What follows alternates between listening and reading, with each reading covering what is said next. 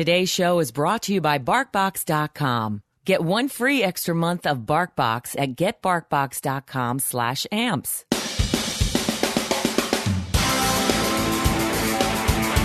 Neck-throughs, guitars, they're like a guy that won't have a beer with you. I want to hear what's pushing the notes.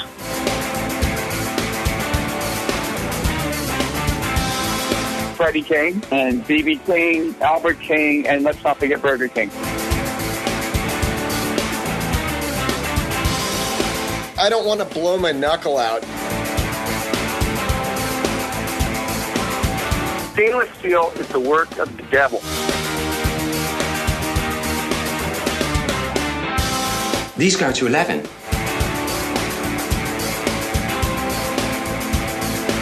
From the East Amplification Tone Labs in Baltimore, Maryland, it's the Amps and Axes Show. With your hosts, Jeff the Godfather of Low Wattage Amps Bober and Mick Marcelino.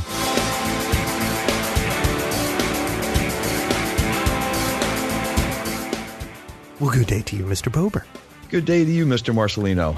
And it has gone from winter to summer. Hey, I told you, spring, you got to think about it because it doesn't exist. 2 days of that, if you catch it. Yeah, you know, have all the arguments you want, and you can say whatever you like. It doesn't matter. I don't care what the opinions are. But I'm 50, and the weather has changed. And I mean, it has changed. We used to celebrate these two other seasons called spring and fall in Maryland, and they are kind of gone. So it's sort of like Alaska, because Alaska gets summer for about 3 weeks where it's 120 in the shade, and then it goes back to 80 below, and that's it.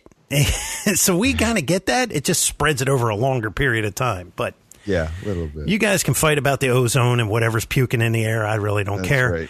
Who's causing it? And, my lung feels great. So, but we have to thank our listeners, you guys. I know you probably hear this and you're going, why do they keep thanking us? Well, it's because we can't do this without you. First off, you're spreading the word. Because, some of you probably feel that, and no offense, but some of you probably feel that you work in a thankless job. So we're the ones to give you a thank. Exactly. Exactly. And go to ampsandaxes.com, and that's AXES.com. And, check out our sponsors. There's Amazon out there. There's, you got BarkBox, you got Audible. Man, Audible, let me just tell you something about Audible real quick. Those cats have more books than you can imagine. And they're when you're driving and you're stuck like me on a highway for 37 miles one way to work, it's nothing like listening to Tony Iommi's book about what they used to do to Bill Ward. Because right there is enough that holy you should hell, be able to go over and hit our website and click on that. What they did to that man is amazing. That he stayed in that band as long as he did. They abused the shit out of that guy. Don't tell them anymore. They're gonna have to go over to Audible and check out his book. It's called Iron Man. It's a great book. It's a ton of chapters. They're like real small ones. It's pretty interesting. But anyway, definitely. Thank you so much. Like I said, we cannot do this without you. That's right. You, your relatives, your friends, your friends' friends. Yeah. People that you might not like but want to turn them out to something cool anyway. Whatever, whoever it is, just tell them about the Amps and Axes cast. That's right. And when you tell them, please tell them that you heard it here first. That's right, because we'll bring you probably another first today. I can almost guarantee you this is going to be a first for you today. Oh, this is a guarantee. Yeah, because it's somebody kind of like behind the scenes, but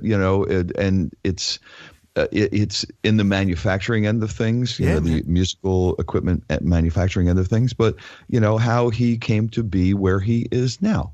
Yeah. So we're gonna take a pause for the cause, and we're gonna come back with Mr. Jonathan Moody from GHS Strings. For our listeners only, BarkBox is offering an opportunity to receive one free extra month. What is BarkBox? BarkBox delivers 4 to 6 natural treats and toys curated around a surprise theme each month for your dog. All edibles are made in the USA or Canada, and 100% of the products are tested on their own animals. When you go to order, Tell them how big your dog is. Then choose a plan. 1, 6, or 12 months plans are available, and you can cancel at any time. Bark boxes are ship-free on the 15th of each month. And if your dog does not like something in the box, we'll send you something they'll love for free, because they're all about dog happiness. So to receive 1 month free, go to getbarkbox.com/amps. Again, that's getbarkbox.com/amps to receive an extra month of BarkBox for free. Hey guys, this is Jared James Nichols, blues rock, powerhouse guitar player, and you are listening to Amps and Axes. Cheers, man. Okay, and we are back with our guest of the week, as promised, Mr. Jonathan Moody of GHS Strings. Jonathan, how are you? I'm great, guys. How are you? Doing well, man. Doing well. Thanks for taking the time. Oh, absolutely. Cool. I'm gonna jump right in and do what we do with all our guests, and we're gonna take a ride in the Wayback Machine. Awesome. And find out where Mr. Jonathan Moody was born and raised. Where you came from and how you got into music, and then how you got involved with GHS. So give us some history here. Yeah. So I grew up in Lansing, Michigan, which is the capital of your right hand. It's right in the middle there because we can do that. And in terms of the musical background, my folks are music educators. Oh, yeah. Cool. My stepdad was the band director of a small school outside of Lansing called Bath, and my mom was the elementary and choir director. So I always joked that the school budget was always decided around the dining room table. But the biggest thing on that was my mom also played string bass in college and then the community orchestras after that.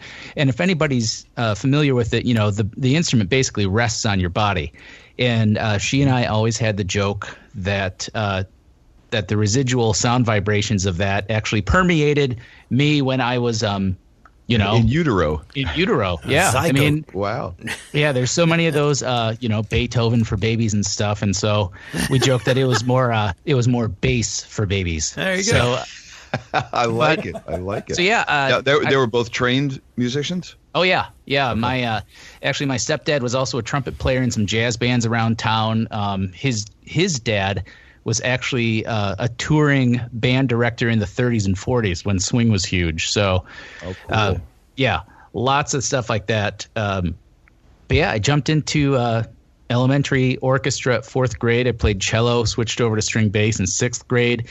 It wasn't until I think 11th grade when the jazz band went down to Florida for a trip when they said, look, you're going to have to learn the electric bass because we're just not putting the upright on the bus.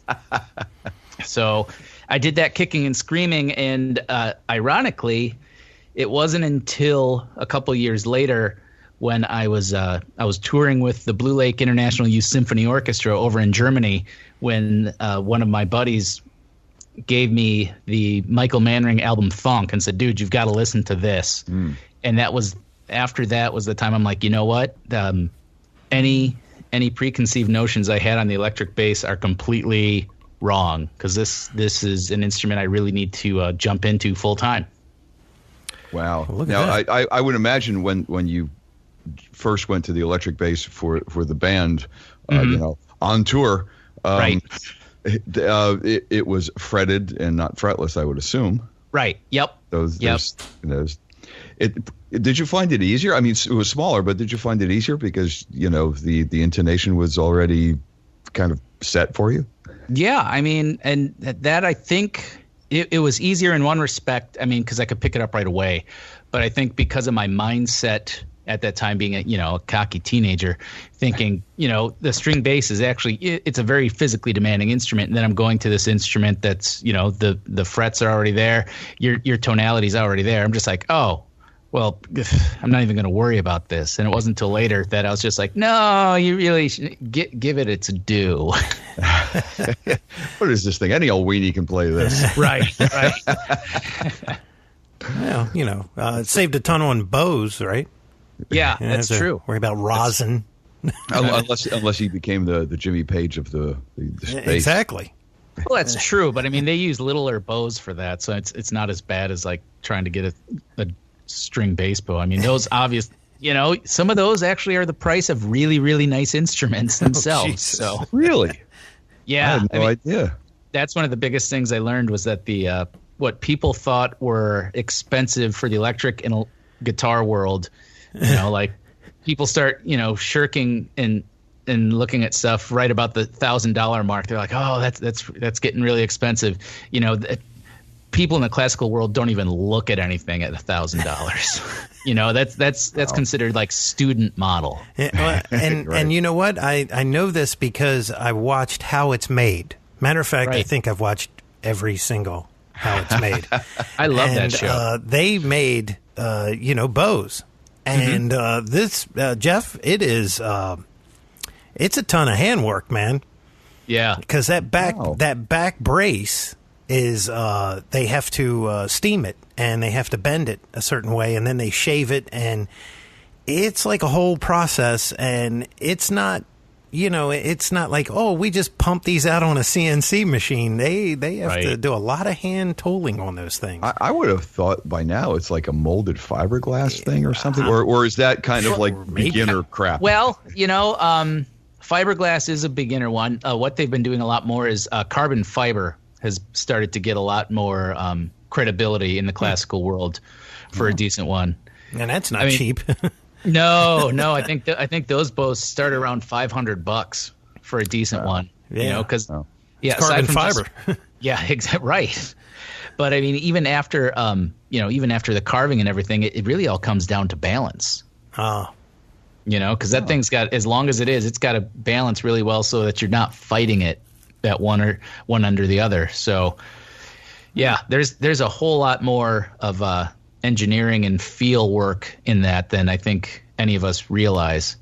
I know I never did. And, just when you mentioned the fact balance, it's like, a violin bow is smaller and the ones for a string bass are substantially larger, but all of that is held with like 3 fingers of your right hand, is it not? Yep. So, wow. Things that you don't normally think think about. It's bow talk with Amps and Axes. I love it. That's cool. So you picked up your first electric bass, kicking and screaming, and then got taken to school with an album. Yeah, with because Michael Manring is just a monster. But it really wasn't even more his chops as much as it was just the music he played out of it was so gorgeous that I tried to start writing solo bass pieces right after I got home from that tour. And when was this? That would that would have been like 1995. Okay. So a little bit ago, and but really from there, and that opened my eyes a lot more too, because at that time still I was very firmly in that classical and jazz camp, and that I really wasn't in. I mean, I'd listen to rock, but I really wouldn't play any of it. I think a lot of it is I just didn't know people around that I could actually kind of jam with, and really when you grow up in the classical world, jamming is not part of your repertoire anyway. Right. So, I mean, I was very nervous about, well, what am I going to do on this? I've got no idea. But it wasn't until I got into college that I started jamming with some more people, jazz stuff, then suddenly picking up gigs around and doing stuff like that. And, did a couple of stints while people were doing summer jobs. I was playing at theme parks and house bands and stuff like that. So cool. Oh. Yeah. So, I mean, I ended up really doing the whole working musicians thing, much to my parents' chagrin, because they were very adamant in being like, if you're going to college, you are not going into music. You can do everything else, but you are not going into music. So where did you get? I imagine if you were doing things like that, you had to be schooled enough to at least be able to read, cut your way through things. Oh yeah, I mean, I've been reading music since 4th grade, so that wasn't that hard. And that I had private lesson instructors throughout high school and everything too, and a lot of them I still talk to now. But they were the ones that would kind of give me the tools on things, because when I got into Western Michigan University, which is in Kalamazoo, which now if we're looking at our right hand, it's more down in the it's in the bottom left area, away from the thumb. part down there. So, well, it's a little geography for people because especially most people do not think Kalamazoo, Michigan actually exists. They think it's like this magical land of unicorns and stuff. And that's what I always heard. Well, that's where they make heritage guitars. So it is where they make heritage guitars. Yeah. I mean, the old Gibson plant. Yep. I was actually there last week. So cool. Yeah, they give tours and everything. So, but I actually did try to still get into the School of Music here, mostly to be like a minor, so I wouldn't have to do the major thing, and I didn't get in. I got in from some other. Yeah. Well, I mean, I wasn't what they were looking for at the time. I didn't. I had a lot of other reasons that I thought, but I mean, that's really what it came down to. Is I was not what they were looking for. So snobby school. Yeah. I mean, I'm not. No comment. Exactly. But doing that got my name out there. So a lot of these gigs where people were looking for bands that would play and stuff, and they would say, we need a bass player for this. The bass instructor said, look, all my guys are pretty well booked with their studies, but I know this guy that's very good, and he could do it. So he would still pass my name along. Cool. Yeah. Well, he should. As well, if you're a good player, it doesn't really matter where you come from or what you were doing, or if you're a good player and you fit the need somewhere, there's no reason that they shouldn't pass your name along. I would think it nasty if they didn't. Yeah. I mean, it landed me some very, very interesting gigs. Like I ended up doing 2 seasons in the marching band because they actually needed a bass guitar, and I thought about it for a second. Then a friend of mine's like, it's going to be a piece of cake because they're going to put you in the auxiliary pit right in the front with everything. You'll just sit up front with an amp and everything, and it'll be great. And I'm like, all right, cool, I'm going to do this. So then a week later, I walk out, and I'm waiting, to be right there, and all I see is this cart that they shove this 1x18 Mesa Boogie combo on. They put this battery behind it, and there's this very angry girl that, as I found out later, was assigned to push the amp behind me. Well, there you go. So yeah, wow. I ended up actually literally marching electric bass in the marching band for 2 years. Wow. Well, at least it wasn't a double bass. Yeah, I mean, I always thought it would be like Woody Allen's marching cello.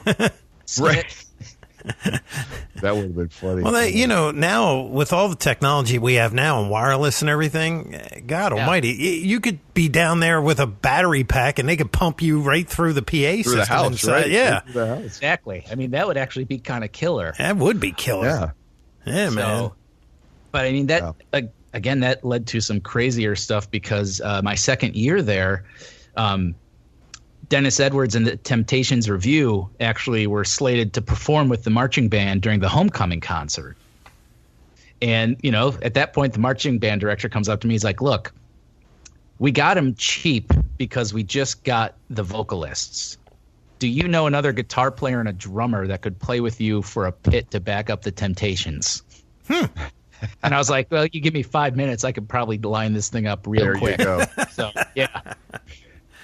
Well, that's kind of neat, man. That's like half the people I know nowadays. It's like, you need what kind of band? You give me 5 minutes. Yeah. Yep, exactly. Exactly. I will say though, that was I don't get intimidated much on stage anymore. I mean, I've done enough stuff where I'm just like, you know what? It's just another show. I'm here. They're here to see me. I'm here to play for them. This is easy, and this is actually going to be a lot of fun. But having Dennis Edwards say, to a crowded stadium, this is the song that you have made, the Temptations' national anthem, nod to me and you break into the intro to My Girl, and suddenly you cannot hear yourself. Oh, right. Because of all the screaming. It's just like, wow. Yeah, right after wow comes, where was I? Yeah, exactly. and then the other part is like, did I wear new underpants? Because this would be very important at this point. So you had almost a Beatles experience, like a Shea Stadium Beatles experience there. Kinda, yeah. I mean, it's more of a Waldo Stadium experience, but yeah, totally. That's too funny. That's cool stuff, man. Yeah. I mean, after that, since I did do what my parents asked, and I actually, instead of going into school for music, I went smartly into art. So, yeah. So, I mean, by all intents and purposes, I should be able to make the best damn latte you've ever had. But I got a job in graphic design at a local newspaper in town, and I stayed here. That was the day job, just freelancing at night until I made my way into the musical theater area here, because as small as Kalamazoo is, it's got an extremely vibrant musical theater scene. We've got 4 or 5 different theaters in town. Some are community, some are equity and stuff. So I mean that kept me hugely busy. And especially for a guy that at that point could play electric and upright bass, can sight read like a mofo, and then can play damn near any style that you want to play. That was kind of my ideal gig. Wow. Yeah, and you don't have to travel far. Nope.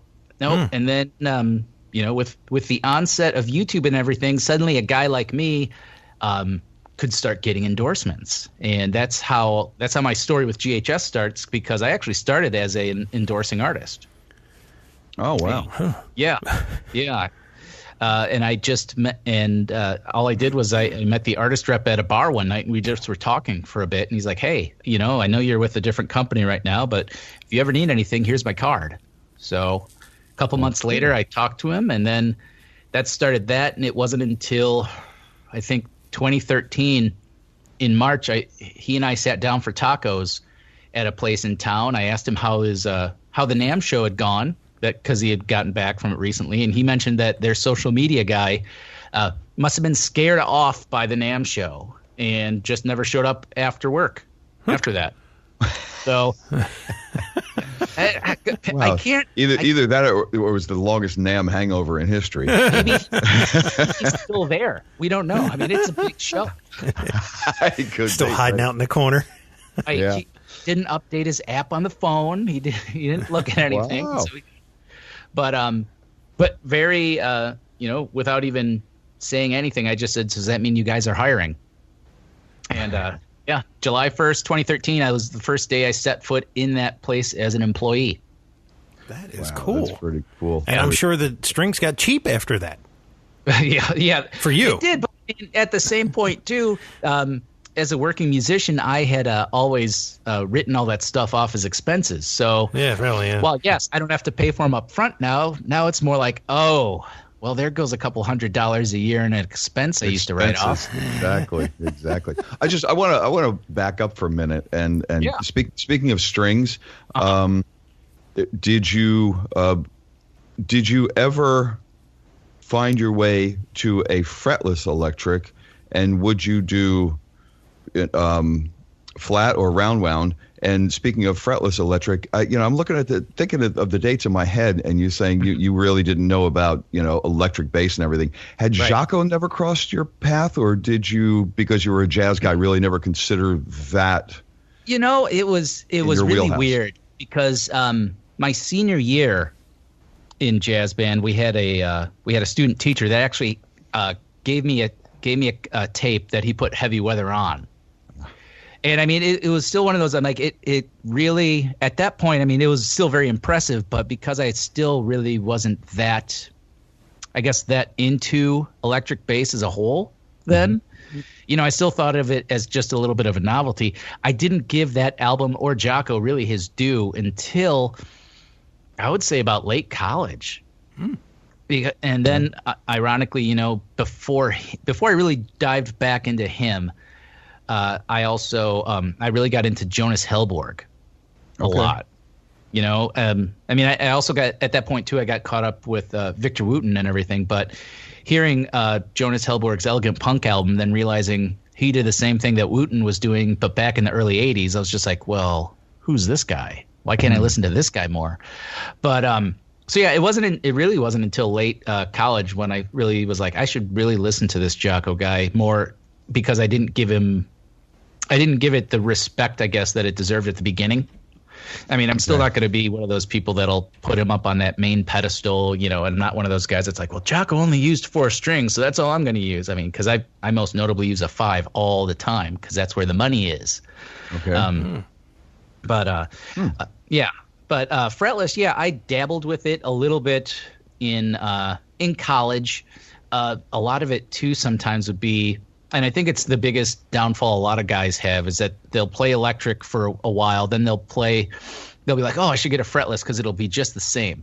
And it was that same mindset that I had of going from upright to electric, being like, oh, it'll be easier, and me being like, oh, going from fretted to fretless should be easy because of all this upright training I have. And then it's just not quite. Really? I mean, so even coming from the upright, you didn't fall right into it. No, and I mean, I kind of did a lot of that same stuff regularly, and I think some of it too is because the hand positioning on an upright, the scale is 42 inches, then you're going to a 34, and suddenly, like, I'm overshooting everything because I'm like, oh, this is just like an upright. I'm like, oh, no, it's not. No. And you'd have to hold it like Bill Wyman. Yeah, back in the day, if everybody knows what that looked like. Right. Yeah, that was almost vertical, wasn't it? Yeah. He played it. Him and the bass player from Leonard Skinner. They both had that. Yeah, they both had that almost vertical hold, like they were playing an upright. Yeah. And if we could ever interview Bill, because the bass player from Leonard Skinner's dead, I would love to ask him why. That was like a 60s thing too. I mean, if you saw a lot of those guys back then, they all kind of did that thing, that. And I don't know if that was because maybe they did start, maybe they came from upright. And it just felt more natural or something. I mean, I know Charlie Watts has a big jazz background. Maybe Bill did too. Yeah. Yeah. I mean, I think at least from what I read before for the bass player for Skinner was he had a nerve issue, and that the only way he could play it comfortably was to play it that way. Okay. Well, that shoots that to hell. Well, it shoots hell out, just one idea, but it just saved you an interview. Yeah, a posthumous one at that. But, we're not. Yeah. If I could get Bill Wyman, I'd interview him. Yeah. Oh, for sure. For sure. I can see it now. Yeah. No, we got the answer. We don't need to talk. Right. You're being a Rolling Stone and all. But then, the final part of that of rounds or flats. I mean, I've got a couple fretlesses now, and I've got them both on it. I mean, it's really at this point, it's a total what sound do you want? I mean, Jocko's main sound really came from the fact that he had round wounds on that, and you got that nice buzz and growl from it. And a lot of guys don't want that. So, and that's why you go for flats. I mean, I still don't believe anybody that says, I'm going to get an upright sound using flats. I'm like, well, good luck, kid. I mean, you'll get close. I like to say closer, I would think. Yeah. I like to say you'll get close enough that no one's going to stand up in the audience and say, I paid to see a real upright bass and then leave. But funny. Yeah. I guess I shouldn't do that then. Right. We joke about that all the time because there's I play an electric upright bass now most of the time because theater pits are very small. And there's usually at least one or two people that'll always poke their head in the pit, look down, and they'll be like, I thought that was a real string bass. And I was like, did you bet somebody that it was? Because you owe them money. Did you ever have one of the Dan Armstrongs with the peg? No, I did not. And the what do you call the heads? The curl. What is the word for that piece of wood curl? Oh, the scroll. The scroll, yes, yep. The scroll headstock, yeah. No, I see them every now and again in a store. I look at the price tag and I was like, I was like, maybe someday. Wow.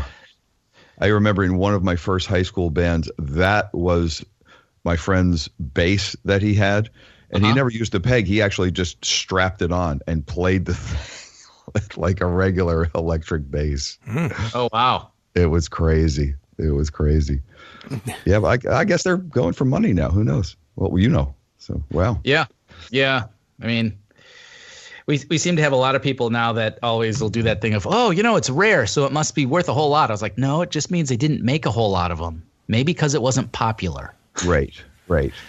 And there's the other aspect of, it was, and I don't know if this is the case for the bass, but like some 70s major guitar companies' guitars, they're vintage now, but they were crap then and they're still crap now. Yeah. But now you just pay a lot more for the crap.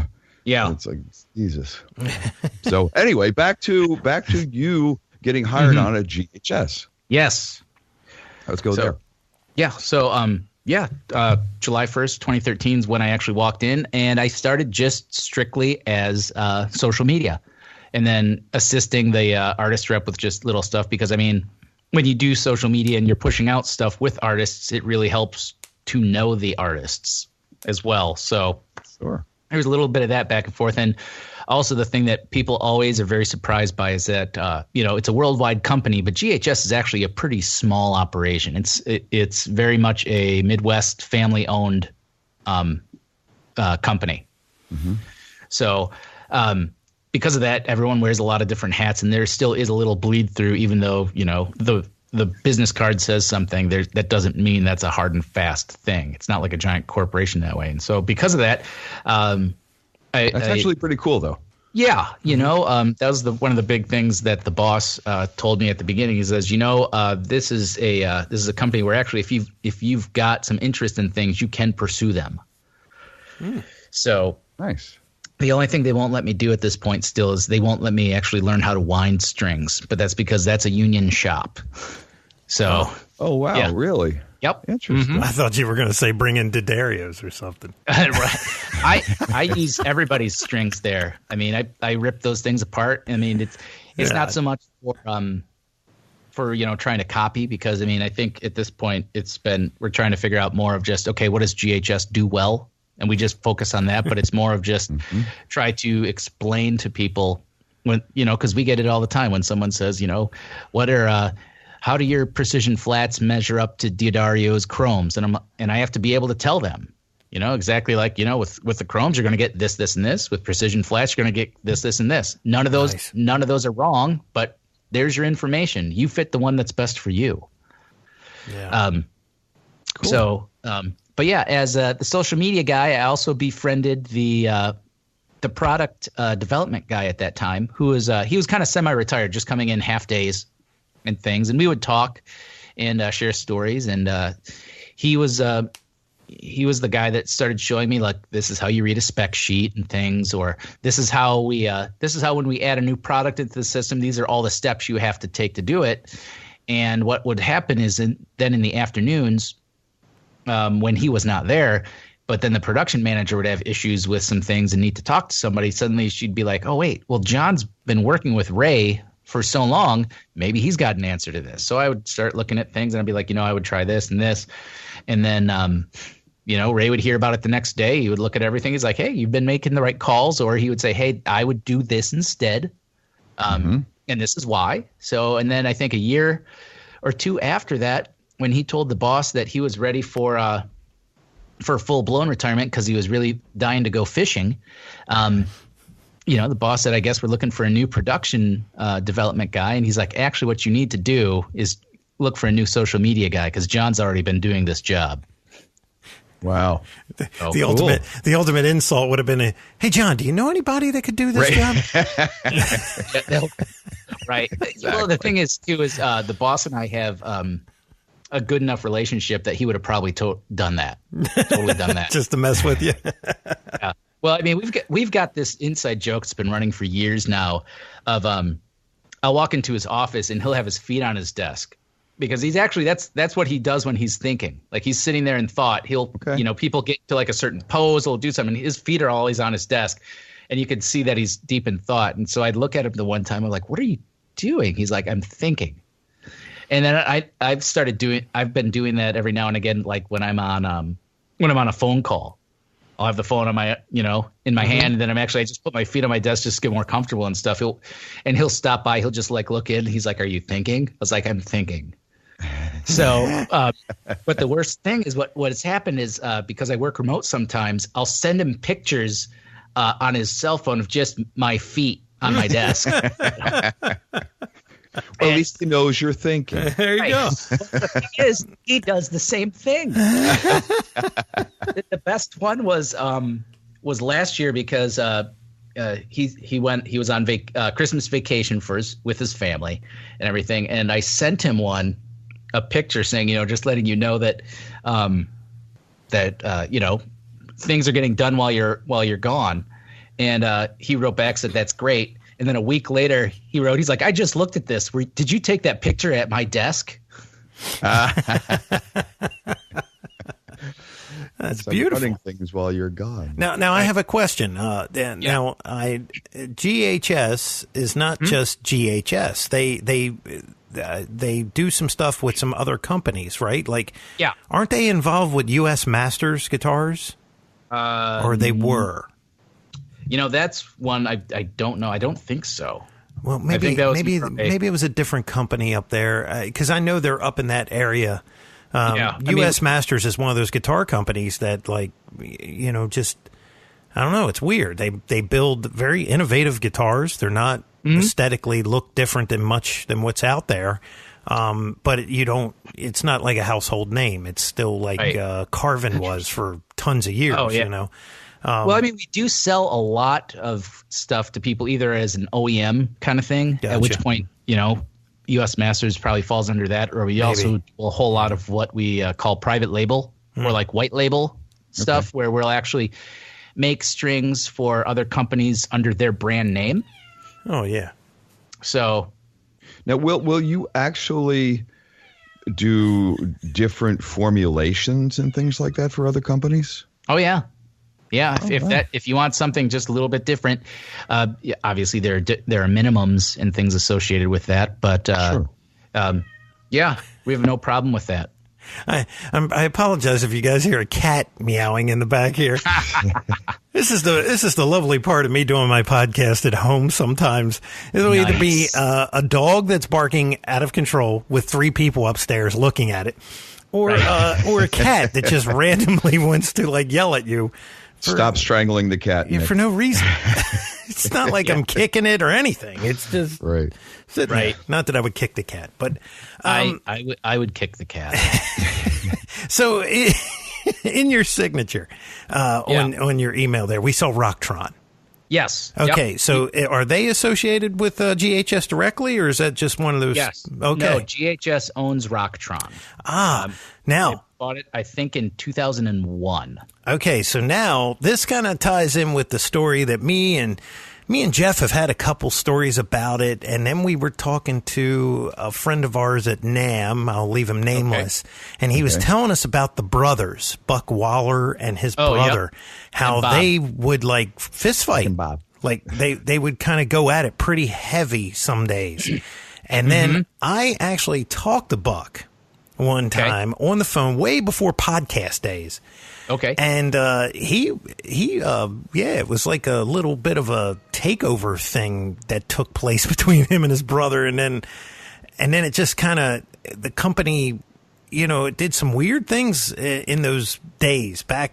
Right. As I don't even know what year that was, but that was back a while ago. Yeah, I would say that was mostly the 90s. Yeah. From what I've been told. Yeah, because I had bought.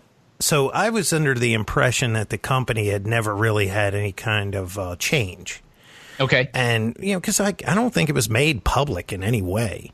And this was in the 90s. And I bought, I had owned previously, and this is a long path here to get where we are, but I had owned a Velocity 300. Okay. And then they changed it to the Velocity 250, if I'm not mistaken. And I just thought, okay, they just lowered the wattage, whatever.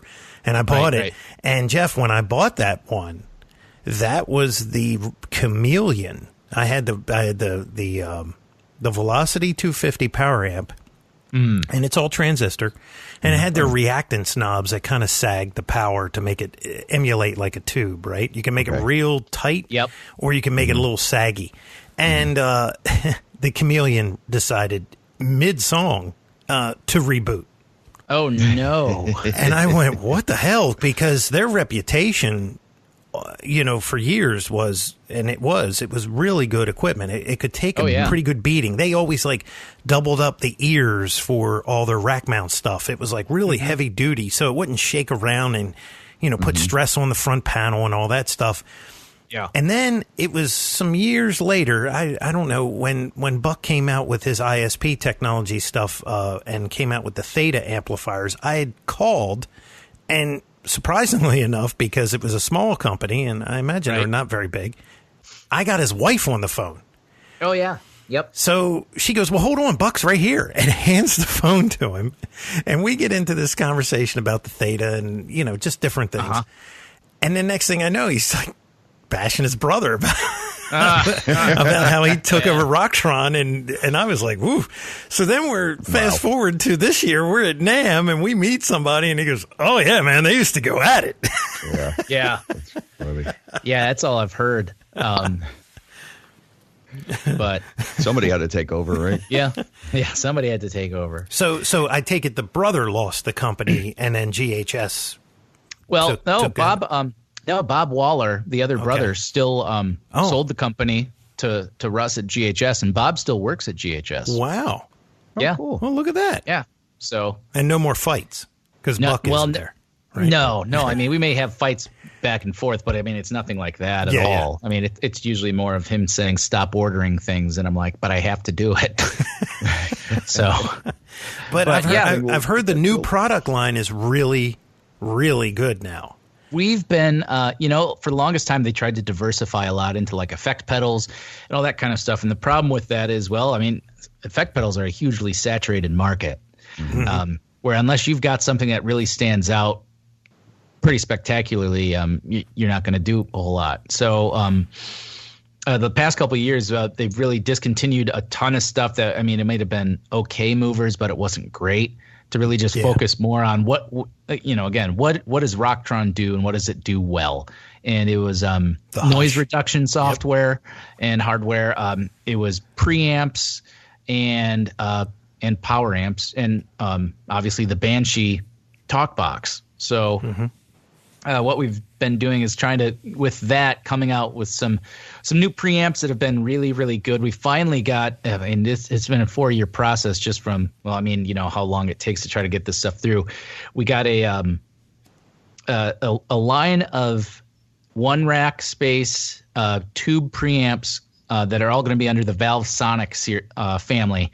The first one finally came out, which is the Plexi, which basically, for the most part, chronicles the entire history of the Marshall amplifier in a one rack space unit. Nice. Wow. Yeah.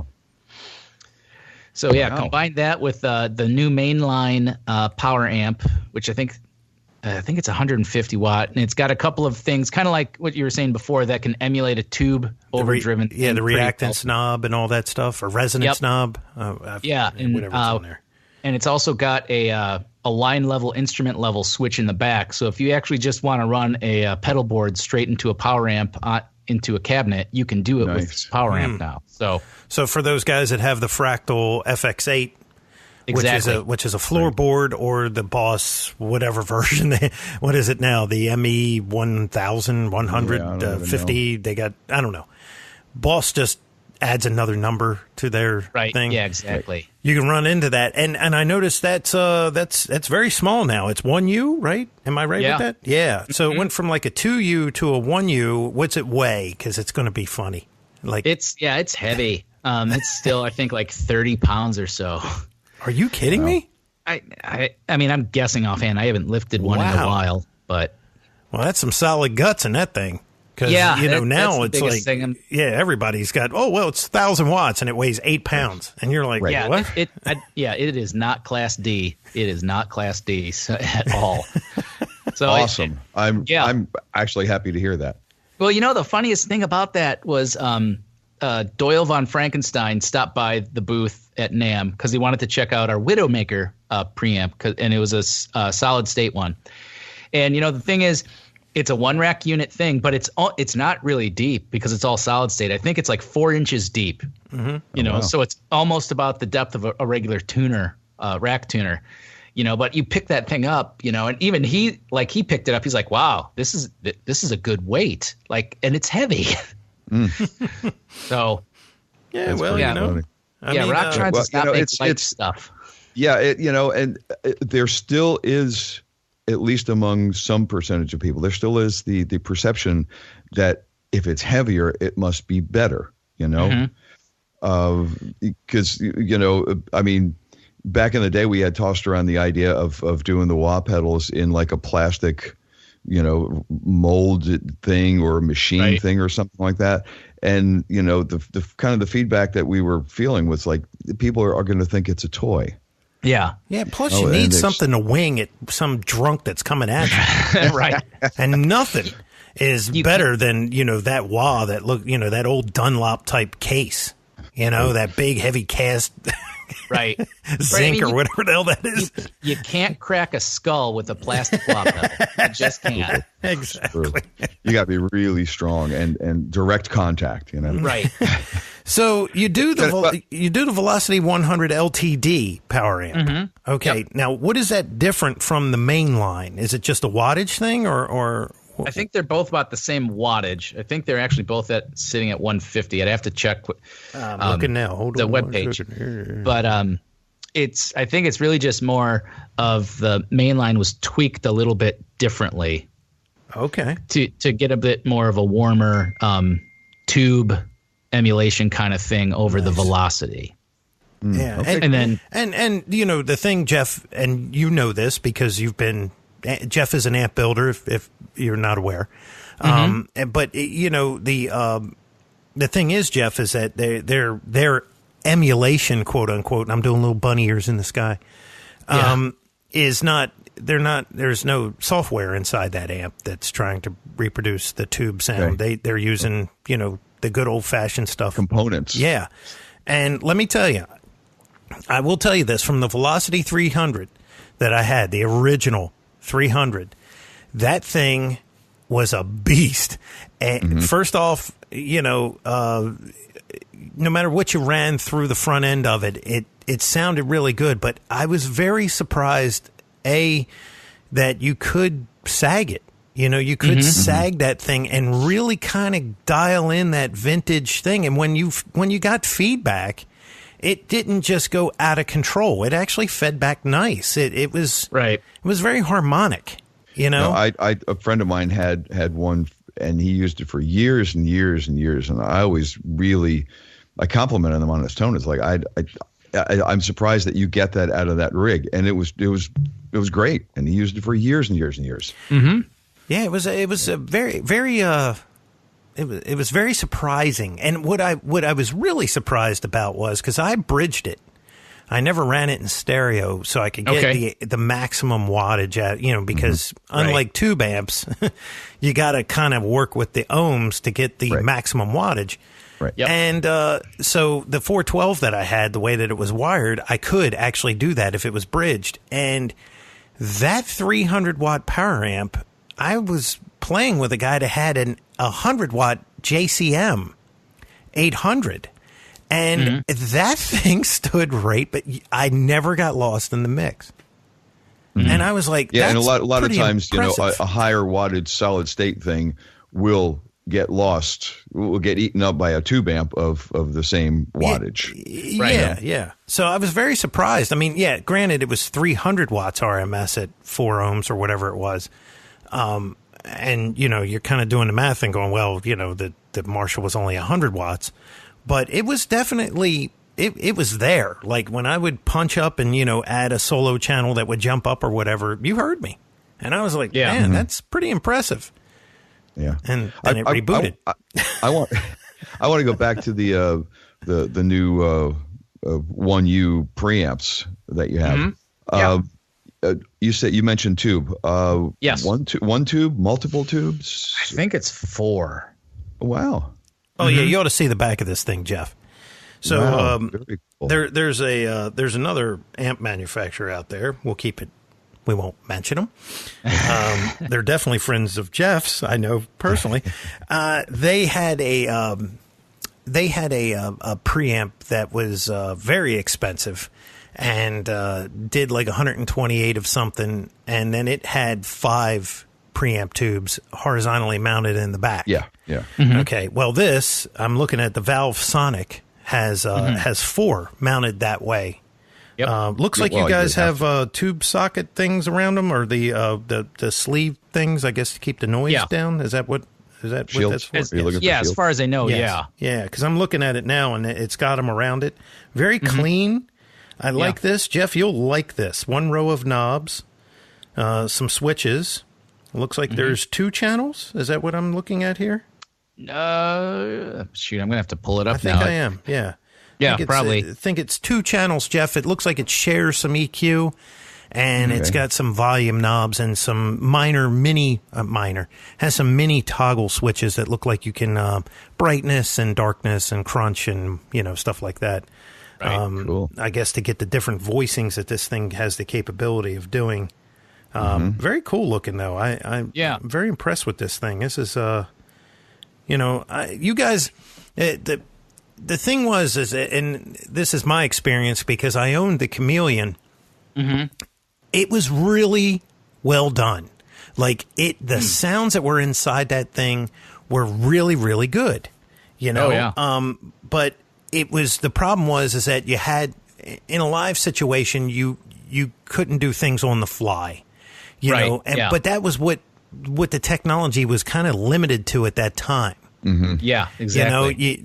Now with the companies like Kemper and Fractal and all, they got the real estate. They figured out how to do it, and now you can go up and you turn the bass, and the actual bass for whatever preset you're sitting on actually works at that point. Yeah. Now you guys have the what's the other guy? I know I'm going to screw this up, so I want to make sure I have it right. The what is it called? The Prophecy, right? The Prophecy 2? Yep. Yeah, because that actually has the corresponding knobs that represent, bass, mid, treble, volumes, and all that. So when you're inside your preset, Jeff, you actually have looks like 6 knobs to your availability for the actual changing of the tone at that time. Okay. Yep. So it's that preamp has gotten a lot of really good reviews. The Prophecy. Oh yeah, that's actually Nita Strauss's thing. That's what she uses for a lot of her sound, and Gary Hoey was a big Prophecy user for a long time.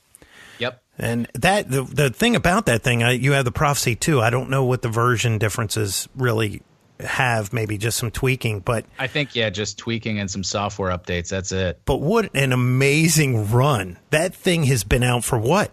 I mean, it's been out 20 years? I was going to say 20 years. Probably. Yeah. That thing has been around. That thing has tested the time at Roctron, man. That thing, it's never going away. And that's odd for a company because, a lot of times they want to tweak things and ruin it. Right. Or you want to put out a new product just because, you have to have your dealers buy X amount of this new piece. Yeah. Yeah. You know how that goes. I want to go back to the new 2 preamps for a minute. I mean, they do have like physical pots and things like that on the front, and they're okay. Yeah. Cool. I haven't pulled one up, but I'm really curious to see it. Now you said you came out with what it was a Marshall style one. Yeah, this is the Marshall style, I believe. The next one we're going to try for is I think it's the blackface version. Nice. Yeah, I mean this was designed smartly in such a way that you change a couple of just internal parts and things, and suddenly it's an all new amp. Right. So that's helped out a lot too. I mean that also kind of delayed everything at the beginning too, because it's like, do you want to design 4 amps or do you want to design one really good platform? Nice. So let me see. There's that coming out. It's called the Valve Sonic Plexi. So you have no questions what it does. Exactly. Nice. That's it. So the next one will be the Valve Sonic Blackface, which will also have a black front plate to also make no question about what that does at all. I think. Let me see if I'm doing it right. I think the other one that we've shown out before that we've been working on, I think next is the Dumble.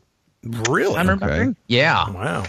Now, see, so. Jeff, this is the part that I like, and I know that you'll like. This is not a digital representation of a Marshall or a Fender or a Dumble. These are just circuits that they have obviously mimicked and done some voicing changes inside there using real tubes, obviously 4 of them.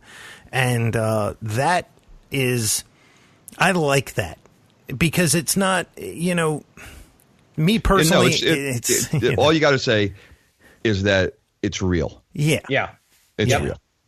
And at high volume, you're not going to get that weirdness that sometimes takes place with some of these digital things. Right. It's just basically you guys you've done this forever because Roctron was the rack mount stuff. That was their bread and butter at the beginning. Mm-hmm. You just took the preamp and you took the power amp and you separated them, and now you have an option. That does make it more versatile too. Can I ask if you do design in-house? No, we actually have. We work with a guy named Frank Lamara, who originally worked with Bob and Roctron way back in the day when they were still in Detroit. Frank now is relocated to Los Angeles. So, okay, but he's still the mastermind behind a lot of that stuff. Cool. I just get to play with the prototypes when they come in. That's always nice. And then also you have under your amps, just to cover the whole gamut here. You have the you actually have a head, the Vendetta 100. Oh yeah, that's a 4-channel beast. 4-channel beast. Yeah, that's one that we still. It's a lot of money, so we don't usually have a lot of people buy them. Because the thing's sold with its own flight case. Wow. Well, we want to make sure it gets to you. That was designed by Bruce Egnator. Sure was. Yeah, Bruce is a good bud. Wow, look at that, man. I like Bruce. Yeah. That is a beast. Cool. It is, yeah. Yeah, we used to have one hooked up in the back with I think 8 12s, maybe. Nice. Well, there you go. Nice. Ain't nothing like a full stack, man. Ain't nothing like a full stack. Right. One of those where you just put it on one, then you just blow on the guitar, and it's just the feedback is just so mind numbing. It's just a ship horn. Right. Basically, yeah. I love it. Well, John, I'm going to have to take a look at some of these things online because I didn't have a chance. Mick, obviously, have. But I'm doing it right now, actually. That's what I got the phone out working it. Nice. Fly. There you go. Look, the one thing, this was the thing back in the day, I was always trying to look for convenience and low maintenance. And Roctron was the only guys out there that were really doing the transistor thing pretty good and made it reliable. Lab Series had dried up at that point when I was looking, and then it was the GK had their lunchbox thing, and that was kind of neat, but they kind of exploded too. And but the Roctron stuff was, it was it was really tough. And I remember those crazy cabinets that you guys made, and you still make them, right? Those non-standing wave 112 things, right? Not anymore. I think those were recently discontinued. Yeah. Oh, okay. All right. I've still got a couple that I keep in the office, and usually at the NAMM booth, those are what we pull out to put on stage. They were actually pretty impressive. Yeah. For what I think they were loaded with Eminence speakers, Jeff. I think they had the old Eminence in them.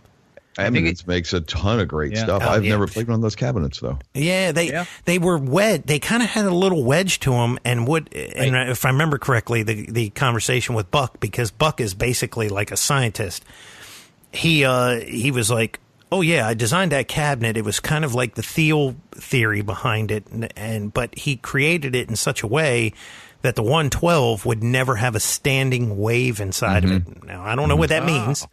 But it means the cabinet doesn't have a particular resonance point. This note is louder than everything else. Oh, okay. So, and he's all about that. And when he left Roctron, not to talk about another company, his big thing was creating sound systems for theaters and stuff. That's what they got into primarily when it ended with the Roctron stuff. But I'm digging this, man. This is cool stuff. And one guy that you guys have that we really want to talk to is a dude named Mike Orlando. Oh, we could totally hook that up. Oh, well, then we're going to have to chat offline. Mike's hysterical. Yeah, Mike is hysterical. And he's a monster. Nice. Yeah, that too. But yeah, no, he has his own wah pedal. Has his own wah pedal, yeah. His own signature. Yeah. Very cool. Well, there we go. All right.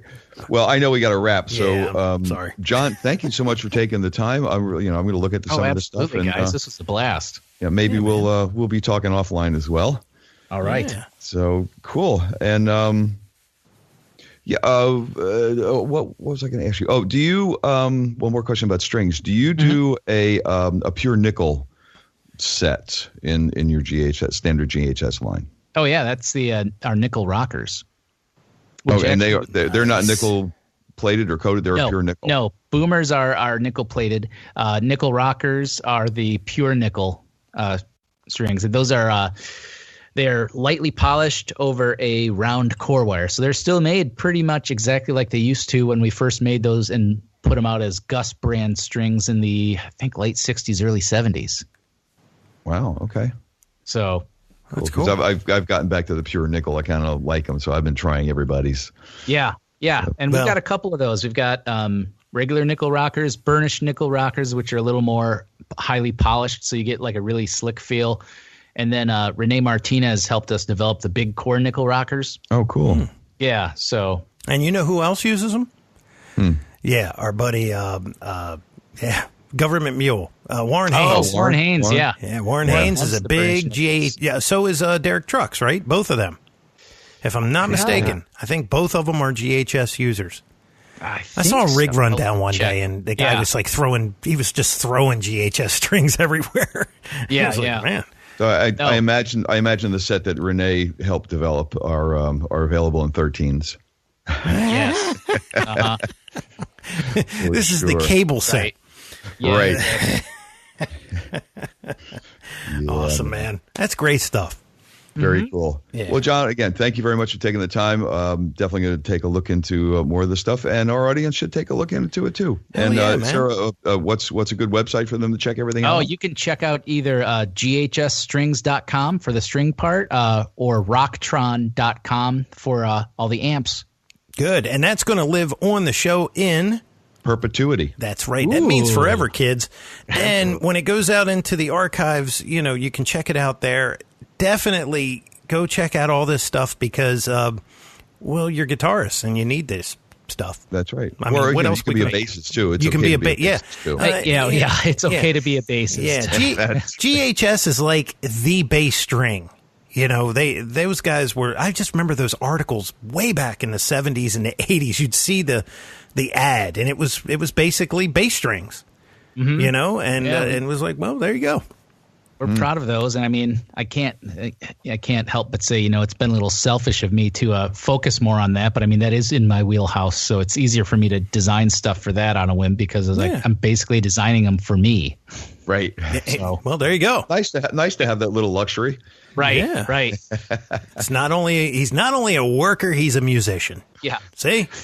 I'm not just a member. I'm also the president. That's right. That's the best kind of designer, a guy that knows what the hell he's designing. There you go. All right, man. All right, John, thank you so very much. Have a great rest of the day, and much continued success to you and GHS and Roctron. Well, thank you, guys. This was a whole lot of fun. All right, excellent, brother. Man. Thanks for taking the time. See ya. And there you have the story. Yeah. I get a little excited because I use that product. I use those products for a long time. Yeah, I could tell that you enjoyed them. It's funny is I told Greg Mara, I'll make it real quick. I told Greg Mara one day, I said, I'm going to start a new podcast. And he goes, what's it going to be called? And I said, What Not to Buy. And he went, what do you mean? And I said, well, I've owned everything. I said, I have owned it from one gamut to the other. I mean, I've had all the tube stuff. I've had a lot of digital stuff. And, you can find these happy mediums. But I will tell you, the very first run of the Roctron stuff, when it was the original, company, that stuff was very flawless. I did have the trouble with the Chameleon the one night, but that was not during what they're doing now. And I've only heard really good things about them now. So I think it was GHS kind of brought the life back into them, And well, that would be cool. Yeah. Well, less fighting, more development. Exactly. I always say that. There was some lean years there where they were doing like, the little single 5-inch speaker, 8-watt thing, and they had this whole line of these things, and they have just cut the fat, and just now they're just giving you and this Valve Sonic thing, or these preamps look pretty cool, brother. Cool. Yeah, definitely. Yeah. And look, hey, I dig the whole part where it's not a model of the thing; it's the reproduction. Oh, for sure. For sure. Your signal never changes from an analog signal.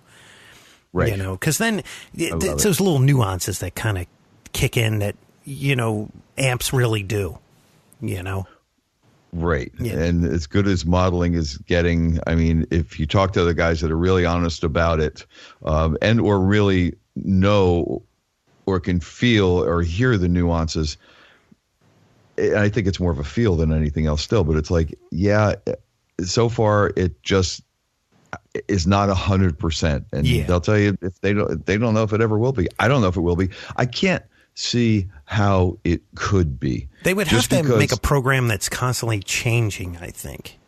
But it's just. But then how do you predict it, right? It boils down to ones and zeros as opposed to current flow, and I don't know that one is ever going to be exactly able to emulate the other. I just don't know that. It could get close enough that nobody cares. But theoretically, I can't see one ever having the ability to 1,000% emulate the other. I agree. I just don't see it. I agree. And, honestly, it's one of those things. It's like, yeah, okay. But there is that mindset. I don't know what it is. It's that thing that's in our brains where it's like, look, man, this glass bottle over here is kicking the shit out of me. And that feels great. Right. And this thing over here, it sounds good, but there's this one element. It's kicking me elsewhere. Yeah. It's kind of a weird world. Anyway. There you go. Anyway. So until next time, my friend. Where we will more deeply explore the weird world. I'm Mick Marcelino. That's right, you are, and that just leaves me to be Jeff Bober. And we're always saying, onward.